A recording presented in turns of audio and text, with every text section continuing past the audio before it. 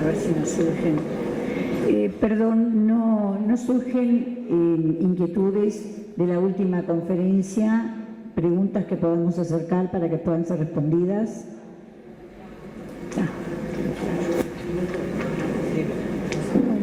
Primero. Bueno, los compañeros han formulado dos preguntas. Una está dirigida al doctor Antonio Rodríguez Las Heras y la persona pregunta ¿por qué considera a la vida como una entropía negativa? Siendo que a través de su exposición nos explicó todo lo contrario. Esa es la pregunta. Le acercamos. Lo último de todo, que se lo oído bien. ¿Por qué considera la vida como una entropía negativa? Siendo que a través de su exposición nos ¿Cómo los papeles vuelan por un poquito? Bueno, buenas tardes. La contestación es la siguiente, que el universo, como cualquier sistema cerrado, es entrópico, es decir, que tiende a desordenarse. Y la vida, en cualquiera de sus múltiples formas, y desde luego la que conocemos en nuestro planeta, es ir en contra de la entropía, ir en contra del desorden. Eso se llama negentropía o entropía negativa, pero no es negativa en el sentido de algo bueno o malo, sino en el sentido contrario. Es decir, mientras el universo tiende, por ser un sistema cerrado, a progresivamente desordenarse, la vida parece que lleva la contraria a ese principio termodinámico y lo que hace es, lo que vemos, construir con grandísimo esfuerzo objetos vivos, como somos nosotros, que cuesta muchísimo trabajo mantenerlos. Nosotros somos castillos de naipe todas las vidas, sean las unicelulares o las complejas, somos castillos de naipes constantemente en una mesa que vibra. Se está constantemente desmoronando. Por eso hay que estar constantemente poniendo de nuevo las cartas, poniendo de nuevo los naipes para mantener con vida, es decir, construido ese castillo. Así que el decir la palabra la vida es entropía negativa es en un sentido muy positivo. Es decir, es evitar que el destino de todo lo que hay en el universo solo sea desmoronarse, desordenarse. Esa es la explicación. Por eso nosotros somos sistemas no cerrados, si somos sistemas abiertos, es decir, somos nosotros y nuestro entorno. Y eso es lo que evita que tengamos esa entropía de la que se hablamos. De todas formas, por el momento, al final, aunque ahí cuesta tanto mantener el castillo de naipes, al final parece ser que perdemos la batalla y se desmorona del todo. Pero mientras tanto hemos vivido. O sea que Muchas gracias y tenemos otra pregunta. En este recorrido y evolución de las generaciones mediados por las TIC, ¿dónde la sociedad va evolucionando y transitando por las distintas generaciones? Primero la X, luego la generación Y y hoy en día la de nuestros niños, que es la generación Z. ¿Cómo visualiza usted la próxima generación? Y según su punto de vista, ¿cuáles serían los roles de nuestros docentes para enfrentar el desafío de este cambio, generaciones inmersas en una sociedad cada vez más tecnológica? ¿Quieres que diga bueno, es la dinamizadora Laura Andreoli, que es del departamento de Maldonado? Muchas gracias. Pues bueno, las generaciones que se están diciendo son realmente pues acuerdos que se hacen algunas veces con interés puramente comercial, de conocer nichos de mercado, de acuerdo al comportamiento de aquellos que se incorporan a esta sociedad de consumo. Y dicen, bueno, pues si esta nueva generación tiene este perfil, vamos a construir estrategias de publicidad y por eso vienen mucho este tipo de distinciones, millennial, generación X y tal, pues simplemente con esa intención. Otras veces son también sociológicas, ¿no? Pero es simplemente una clasificación. Pero sí, como el desafío de esa pregunta era cómo llamaríamos o cómo podíamos visualizar esa generación que ahora, como veíamos esta mañana, se envía desde Krypton a un planeta que no sabemos finalmente cuál será, pues yo diría que es una generación que sepa vivir en una sociedad del conocimiento.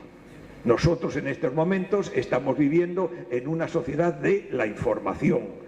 Estamos viviendo todos nosotros algo asombroso, y es que durante toda la historia de la humanidad hemos pasado hambre y hemos pasado carencia de información, que se llama cotidianidad, y en una generación o dos, dependiendo evidentemente de las áreas, de las regiones del mundo, que naturalmente hay unas desigualdades, hemos entrado sin ningún corte, de inmediato hemos pasado de la carencia al exceso. Ahora el problema es el exceso de la alimentación en muchos países, y por el otro lado, o mala alimentación en el sentido de muy irregular, y por el contrario, y también en el otro sentido, la información, hemos pasado a la sobreinformación. Y la consecuencia de la sobreinformación, que es la que ahora nos interesa, pues es el ruido. Cuando la información alcanza unos determinados niveles de exceso, la información se convierte en ruido, es decir, en confusión, en disfunción en las acciones. Por tanto, el desafío que tenemos en esta sociedad que estamos viviendo es que estamos en un momento de transición entre la sociedad industrial que ha construido este mundo en el que estamos, con sus desigualdades, con sus problemas, pero lo ha construido muy rápidamente, y estamos ahora en una etapa de transición como si fuera un pasillo, ¿no?, que vamos a desembocar en otra sociedad necesariamente. No podemos soportar una sociedad en la que la información crece desmesuradamente y no la sabemos metabolizar. Entonces eso produce unas disfunciones insuperables. Por tanto, el siguiente paso será desembocar en un modelo de sociedad del conocimiento. ¿Cuál es la diferencia? Pues algo muy importante, que sepamos trabajar con la información sin que nos agobie, es decir, convirtamos en conocimiento. ¿Cuál será la educación que va a necesitarse para ello? Pues un gran reto, un gran reto. ¿Por qué? Porque el reto está en que hasta ahora, como lo que carecía el ser humano, el niño, el joven que entraba en el aula, era que llegaba con carencias de información, que no había visto el mundo más allá de la montaña, que no había visto un libro, que no era un papel fundamental de la educación, darle, porque la educación siempre tiene que ser balanza, que intente equilibrar una sociedad tan desigual como la que vivimos y hemos vivido siempre, y entonces se le daba lo que carecía. Si lo que carecía era información, pues evidentemente se le daba información. Si el niño llegaba con carencias alimentarias, en lo posible las escuelas pues daban ese vaso de leche, algo que pudiera compensar. Lo curioso es que ahora llegan niños en muchas sociedades sobrealimentados o mal alimentados, y hay que enseñarles a comer bien. Y llegan niños no con una carencia tremenda de información, sino con un exceso, y hay que enseñarles a metabolizar esa información. ¿Qué sucede? Que nosotros hemos sido todos profesores, y los que hemos recibido también nosotros como docentes a nuestros profesores, que nos han enseñado y estamos enseñando a hacer muros, y ahora tenemos que enseñar a hacer puentes. Ese es el problema. Es decir, los muros se caracterizan porque si lo construyes bien no dejas ni siquiera un hueco, una brecha, porque eso supone debilidad en esa construcción. Pero ahora el desafío está en construir algo que aparentemente es absurdo, porque es construir arcos, construir con esos arcos un puente, y si vemos un arco y vemos un puente, se caracteriza que hay más vano, hay más vacío que piedra. y sin embargo es lo que te permite atravesar el río, porque el muro se convierte en presa y terminarás desbordado. En ese momento estamos, saber enseñar conocimiento y no información. No lo sabemos aún hacer. En cuanto a la arquitectura de hacer los arcos, ni siquiera de culturas tan avanzadas como la clásica supo hacer arcos y tuvo que conformarse con el dintel. No es extraño que en la sociedad en que vivimos aún no sepamos enseñar a construir arcos, pero hay que hacerlo, de manera que esa es la clave. Y estamos, sin embargo, todos, por nuestro cerebro, todos estamos capacitados para esa forma de arcos, de vacío y sin embargo no perder la continuidad. ¿Por qué? Porque somos seres fundamentalmente contadores y receptores de historias.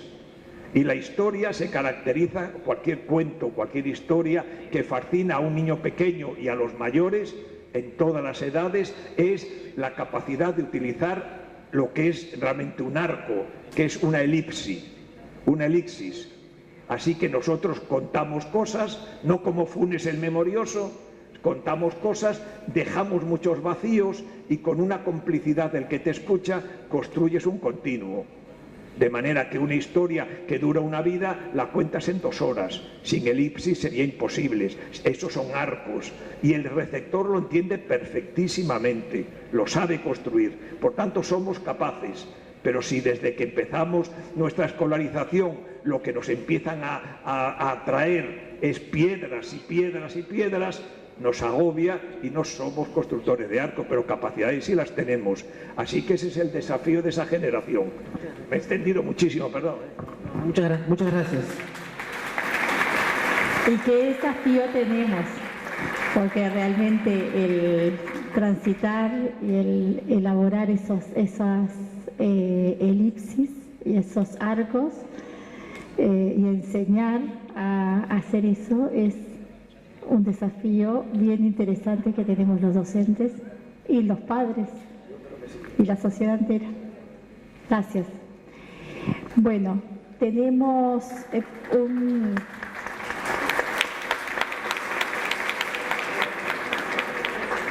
una pregunta para Flor.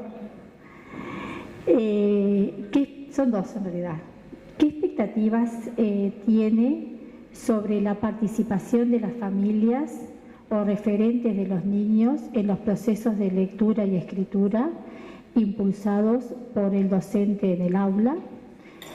¿Cuenta con alguna experiencia en el que sean parte?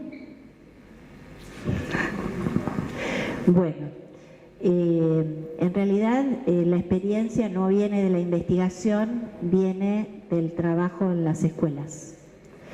Los padres intervienen de muchísimas maneras. En primer lugar, intervienen porque ellos traen una historia de lecturas y escrituras y esperan que la escuela genere esa misma historia. Por lo tanto, cuando estamos pensando en las transformaciones y en el trabajo didáctico, la familia también tiene que participar en la comprensión de lo que significa, por ejemplo, que es lo que a mí me atañe, lo que sé, qué es leer y qué es escribir. Si el padre sigue pensando que leer es pronunciar las letras en voz alta y decirlo bien, sin titubear, ¿no?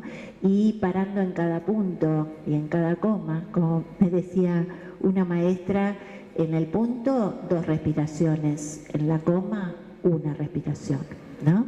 Y ahora sabemos que los puntos y las comas tienen que ver con la construcción de sentido o con la construcción estética y que no tienen nada que ver con la respiración. Si no, necesitaríamos pulmotores para leer algunos autores que no ponen ningún punto a lo largo de su texto. Pero justamente los padres quizás eso no lo saben. Entonces hay algo de la profesionalidad del docente, de compartir con los padres un proyecto de trabajo, entender desde dónde se está trabajando con los alumnos, ¿Cuál es la lectura que uno hace de la lectura? ¿Cuál es la lectura que uno hace de la escritura? A mí me parece que eso es fundamental, porque si no, encontramos a chicos que tienen permanente doble discurso. ¿Cómo? Esta maestra te dejó estas faltas, pero ¿cómo? Te van a quedar grabadas en tu mente para toda la vida, ¿sí? Entonces, si no hay algo que tiene que ver con un análisis y hacerlos participar, me parece que es muy difícil que podamos progresar nosotros también didácticamente. La otra forma de participar es cuando los chicos producen. Muchas veces sus producciones son, hay algo de la economía escolar. Esto lo aprendo adentro de las escuelas, que es que hay un montón de escenarios que se producen en la escuela que hay que cumplir. Día de la Familia, bueno, no sé ustedes qué festejan, pero bueno, todos los festejos son o podrían ser oportunidades de procesos de producción con mucho sentido. Es decir, que no sea algo que hay que arrastrar o que los pibes están 25 horas ensayando un cantito, que también está bien, pero podrían estar 25 horas produciendo un texto o leyendo textos para poder realizar un trabajo conjunto con los docentes, con las familias. Y ahí empieza a cobrar sentido el acto escolar, la lectura y la escritura, la presencia de los padres, y generalmente lo que sucede es que los padres se sorprenden de todo lo que saben los chicos y de todo lo que aprendieron en esos procesos de construcción de lecturas y escrituras. Pero hay algo ahí que no es el estar paradito, sino un chico que está argumentando, que está planteando, que se está planteando problemas, que hizo un recorrido, que está exponiendo, ¿no? Y que está exponiendo, pero con una seguridad que le pueden hacer cualquier pregunta y puede resolverlo. O si no, dirá, bueno, hay que entrar a internet, podemos poner tales palabras clave para poder seguir estudiando, ¿sí? Es decir, que ahí esa tensión puede ser, como todas las tensiones, un espacio productivo. De eso es lo que estamos tratando. ¿Ya está?